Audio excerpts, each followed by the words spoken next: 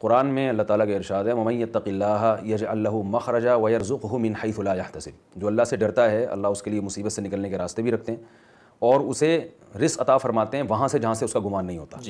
علماء کہتے ہیں کہ آپ کو ایسی جگہوں سے رزق ملنا شروع ہو جائے جہاں سے آپ کو گمان نہیں تھا، تو ایک ظاہری علامت ہے کہ یہ تقوی کی برکت سے مل رہا ہے۔ ہاں، اس کا یہ مطلب نہیں ہے کہ آپ تقوی اختیار کر کے ہاتھ پہ ہاتھ رکھ کے بیٹھ جائیں، کیونکہ ہاتھ پہ ہاتھ رکھ کے بیٹھ جانا تقوی کے منافی ہے۔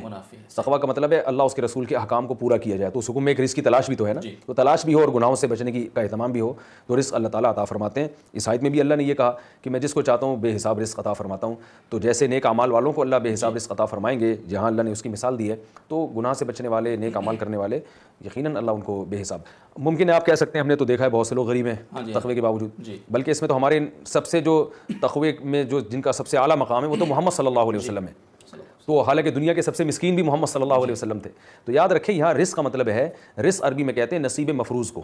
متعین حصہ۔ زندگی گزارنے کے لیے جو ضروری لوازمات ہیں وہ آپ کو بھرپور طریقے سے ملیں گے۔ اس کا مطلب یہ ہے کہ جو چیز آپ کو نہیں مل رہی تو آپ کو یقین کر لینا چاہیے وہ میری زندگی کے لیے ضروری نہیں ہے۔ صحابہ کرام نے بہت فقر و فاقہ میں زندگی گزاری، وہ یہ سمجھتے تھے کہ ہمارے لیے اتنا ہی رزق ضروری ہے جتنا اللہ ہمیں دے رہا ہے۔ تو یہ جو ہم نے متعین کیا ہوا ہے نا کہ مجھے اتنی روٹیاں چاہیے، مجھے اتنی فیسیں چاہیے، مجھے اتنا کچھ چاہیے، یہ آپ کی اپنی سوچ ہے۔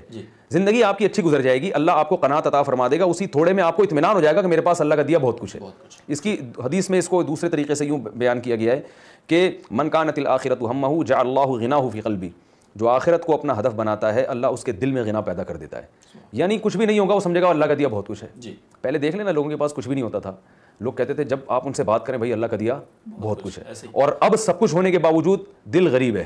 شکل سے نا فقر و فاقہ ٹپک رہا ہوتا ہے، جس سے آپ بات کریں وہ یہی کہہ رہا ہوتا ہے بھائی کیا کریں خرچے ہی نہیں پورے ہو رہے۔ تو یہ جو ہے نا آپ کچھ بھی کر لو، یہ رونا دھونا آپ کا کبھی بھی ختم نہیں ہو سکتا جب تک آپ تقوی کی راہ پہ نہیں آتے۔ تو دل کا بڑا ہونا کہ آپ کو سکون وہ ملے جو مالداروں کو ملتا ہے، دل کی یہ کیفیت پیدا ہو جائے گی، یہ تقوی کے بعد پیدا ہوگی، چاہے اللہ ظاہری طور پر دولت دے یا نہ دے۔ بعض دفعہ اللہ ظاہری طور پر بھی دے دیتے ہیں، نواز دیتے ہیں، بعض دفعہ نہیں دیتے، لیکن دل میں سکون عطا کر دیتے ہیں۔